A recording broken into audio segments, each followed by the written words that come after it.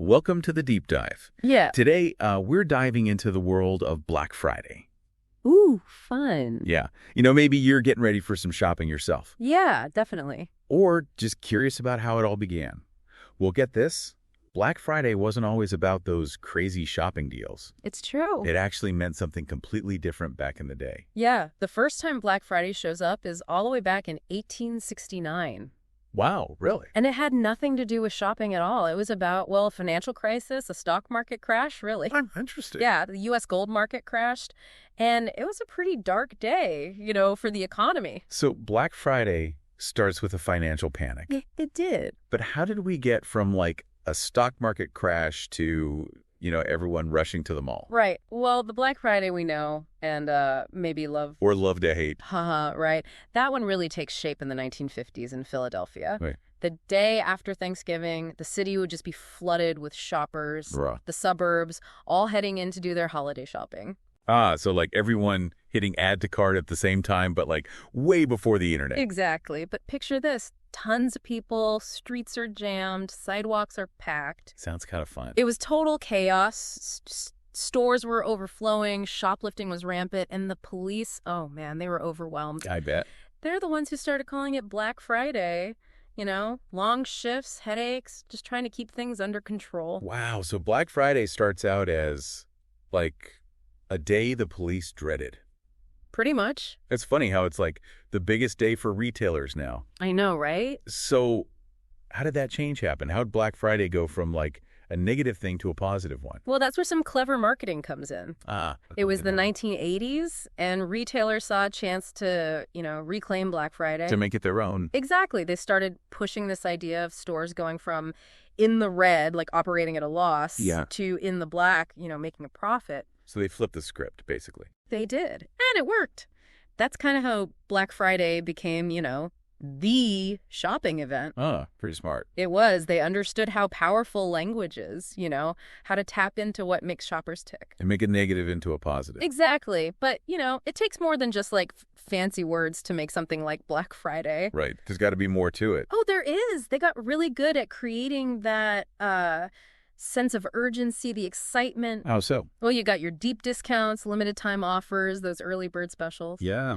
And then there's the loss leaders. Loss leaders. What are those? So those are products they actually sell at a loss. Really? Why would they do that? To get people in the door. The idea is once you're there, you'll buy other stuff at full price. So it's like they're betting on you buying more than just the sale item. Exactly. It's a classic retail trick, and it works especially well on Black Friday.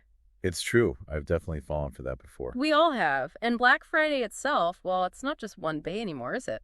Yeah, it feels like it's like a whole week now, or even longer. You're right. It's become this week-long, sometimes even month-long thing. Deals pop up earlier and earlier. As soon as Halloween's over, practically. Practically. And of course, it's not just about the physical stores anymore either. All right, online shopping is huge now. Huge. E-commerce has really changed the game for Black Friday. And that's where, like, Amazon comes in, right? Exactly.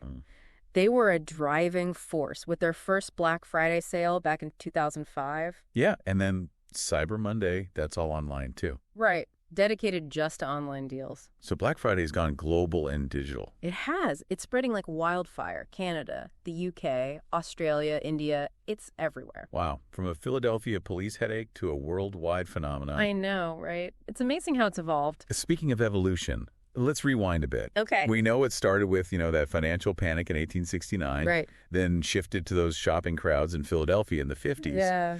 But when did retailers actually start using Black Friday the way we do now? Well, the first time we see it in like a retail context is in Philadelphia newspapers in the 1960s. Okay. But it's really the 80s with that retail boom. That makes Black Friday the biggest shopping day. So the 80s are like Black Friday's teenage years, all that energy, Yeah. maybe a little reckless. Yeah. And then, bam, the late 90s and early 2000s hit, and e-commerce changes everything. Online shopping takes over. Yeah, it transformed Black Friday, took it from fighting over limited stock in stores to, well, shopping from your couch. Much more comfortable. Definitely. This shift, though, it created new challenges for retailers, but also, huge opportunities. And they definitely capitalized on this opportunity. They did. I mean, in 2023, Black Friday brought in over $9 billion in online sales just in the U.S. $9 billion. That's crazy. It is. And social media, it just amplifies the whole thing. Right. It's everywhere. It is. Influencers, brands, they're all over it, pushing deals weeks in advance. It's hard to escape. It really is. But amidst all that excitement, there are some downsides to Black Friday. Oh, absolutely. Like there are those concerns about overconsumption, the environmental impact, and the retail workers who have to deal with it all. Right. It's not all sunshine and roses. It's not. Plus, there's competition from Cyber Monday. Online shopping keeps growing. It's a complex landscape for sure. It is. Black Friday's become so much more than just shopping, It's a cultural thing, a social experience. It says something about how we view consumption. That's a great point. It makes you think about, the psychology behind it all. It really does. Mm-hmm. And we've only just scratched the surface. I know, right? After a quick break, we'll dive even deeper into the cultural impact of Black Friday and explore some thought-provoking questions about its future. Stay with us. Can't wait. Welcome back to The Deep Dive. Before the break, we were talking about how Black Friday has become this fascinating cultural phenomenon. And, it really does make you think. It does. What is it about Black Friday that captures our collective imagination? Well, I think for some people, it's that feeling of getting a great deal. The thrill of the hunt, the excitement of finally getting that thing you've wanted all year. Oh, yeah, for sure. I mean, there's a certain satisfaction in knowing you, outsmarted the system and got something for a steal. Right. It taps into our desire for value and maybe even a little bit of competition. Oh, yeah. It's almost like a game, Shoppers are strategizing, comparing prices, trying to outmaneuver each other to get the best deals. It's true. You got to have a plan. You do. And then there's the social aspect. Black Friday is a tradition for a lot of people, a chance to hang out with friends and family. Yeah, make a day of it. Exactly. You see groups planning their routes, hitting the stores together, sharing in the excitement. Yeah, it's like a bonding experience. It is. And for others, Black Friday marks the unofficial start of the holiday season. The decorations are up, the music's playing. It's festive. It is. Yeah. There's that feeling of anticipation for family gatherings and holiday cheer. Black Friday kind of signals that transition. It's interesting how something that started as a day of chaos and headaches has become something with so many layers of meaning, Yeah. Consumerism, competition, tradition, even holiday spirit. It really reflects our relationship with shopping and consumption, doesn't it? It's not just about buying stuff. More than that. It's about participating in a cultural ritual, expressing our values, even connecting with our emotions. It makes you think about the psychology behind Black Friday. How retailers have created this event that taps into so many different parts of us. Speaking of psychology, think about the marketing strategies they use, those limited time offers, countdown clocks, doorbuster deals. Oh, I totally fall for that. They're all designed to create that sense of urgency, that scarcity, pushing people to buy on impulse. It's true. When I see those countdown timers, I feel like I have to buy something. It's a powerful tactic. It plays on our fear of missing out, that desire for a good deal, maybe even a bit of herd mentality. And then there's how Black Friday is portrayed in the media and pop culture. Movies, TV shows, even memes, they all make fun of that Black Friday frenzy. Yeah, like people camping out in front of stores, pushing and shoving through crowds, fighting over the last TV. It's become this, caricature of itself, hasn't it? It has. Even if it's not always accurate, it's become part of the story we tell about Black Friday. But it does speak to the intensity of it all, how it can bring out, both the best and worst in people. It's true. There have been some pretty wild Black Friday stories over the years. Oh, yeah. Let's do that. It makes you wonder, as Black Friday keeps evolving, will it always be associated with this kind of, consumer frenzy? Yeah. Is it possible for it to become something more, mindful, more sustainable, less about just buying stuff for the sake of buying? That's a great question. I mean, we're already seeing a shift towards online shopping, which has its own environmental impact, but it does take away that need to, physically fight over stuff in stores. Right, and more people are thinking about the ethical and environmental impact of what they buy. Absolutely. There's a growing demand for sustainable products, fair trade practices, transparency from retailers. And retailers are starting to respond, right? Offering more eco-friendly options, promoting ethical sourcing. They are, so maybe Black Friday will become less about finding the absolute cheapest deal and more about making choices that, support a better future. I like that idea. Imagine a Black Friday where people prioritize quality over quantity, support local businesses, consider the long-term impact of what they buy. It'd be a big shift. It would. It'd be about moving away from impulsive buying and towards, conscious consumption. And maybe that shift is already starting. Maybe it is. We're seeing people opting out of Black Friday entirely, choosing to spend their time and money in ways that align with their values. Right.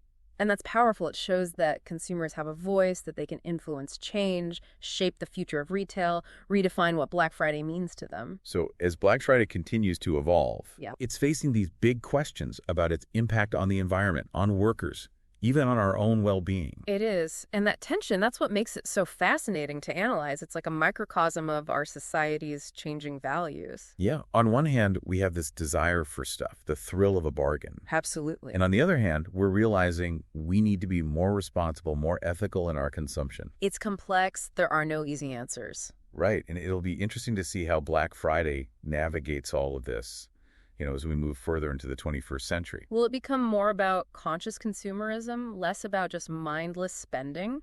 It's a big question. It is. Will we see more support for local businesses, more investment in durable goods, more focus on experiences rather than just possessions? Or will Black Friday remain a symbol of, our never-ending desire for more? Only time will tell. But one thing's for sure, Black Friday is a force to be reckoned with. It definitely is. And how it evolves, it's going to reflect our changing values as a society. Absolutely. And before we wrap up our deep dive into Black Friday, let's take a moment to, just reflect on how this event has impacted our lives and our culture. Okay. I think it's safe to say that Black Friday is more than just a shopping event. Oh, for sure. It's a cultural touchstone, Yep. a social experience, and, well, it reflects our complex relationship with consumerism. It sparks debate. It generates excitement. It even makes us think introspectively. It does. It's a reminder that even something as, seemingly simple as shopping can have a huge impact on our economy, our environment, our values. Well said. And on that note, we'd love to hear from you. Yeah. What are your thoughts on Black Friday? How has it evolved over the years, and how do you see it shaping the future of retail and consumption?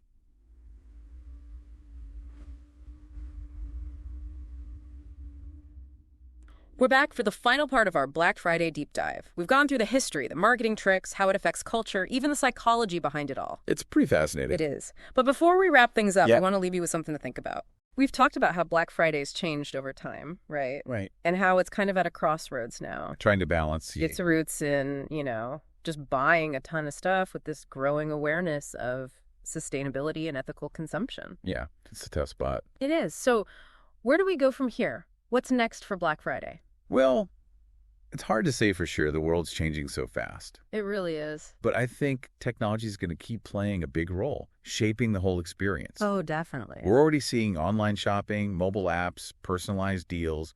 That's all tech. And as technology gets even more advanced, who knows? We might be shopping in virtual reality. Well, really? Imagine browsing virtual stores, trying on clothes virtually, interacting with other shoppers, all in a virtual Black Friday marketplace. That sounds like something out of a movie. I know, right? But it makes you wonder how that'll change our shopping habits, Right. Will we be more connected to our purchases or even more detached from what it all means in the real world? It's a trickier thing to balance. It is, but technology isn't the only thing that's changing. Consumer values are shifting too. That's true. People are thinking more about the environmental impact of what they buy. Definitely. They're looking for brands that match their values. Right, sustainability, Yeah. ethical sourcing, transparency, it's all becoming more important. Absolutely. And retailers are paying attention. They're offering more eco-friendly products, working with ethical suppliers, showing how committed they are to social responsibility.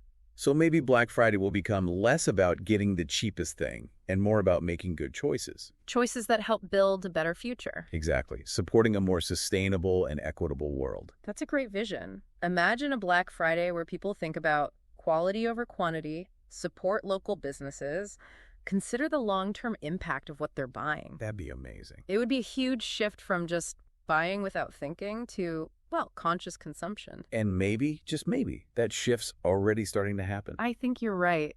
We're seeing people choosing to skip Black Friday altogether, spending their time and money in ways that match what they believe in. And that sends a powerful message. It shows that we have the power to change things, to demand better from companies, to decide what Black Friday really means. So as we wrap up our deep dive into Black Friday, we want you to remember this. Black Friday is more than just a day for deals. It's way more than that. It reflects our culture, our values, how our relationship with buying things is changing. And its future. Well, that's not set in stone. We can all be part of shaping it. As consumers, we have the power to choose how we take part in Black Friday, to demand more from retailers, to make it a more sustainable and meaningful experience. So as you head into this Black Friday season, think about it. Think critically, shop consciously, and make choices that match your values. Because the future of Black Friday, it's in our hands. That's it for this episode of The Deep Dive. Thanks for joining us. We hope you learned something new, got some new perspectives, maybe even had a few aha moments along the way. Until next time, happy shopping and happy holidays. Today is your lucky day. Today is the day that our $3 website works for you, paying you directly to your PayPal daily. Imagine $3 ongoing continuous payments to your PayPal account. Imagine falling asleep and waking up to $300 in your PayPal account. How would this make you feel? How could this help you? What bills could you pay? What kind of fun could you have? What does that retirement look like now? All for a one-time payment of $3. This website is DFY done for you, fully built and completely hosted, and never stops collecting payments for you. You have spent $3 on coffee on a regular, but that coffee won't help you create multiple streams of income. Click the link below.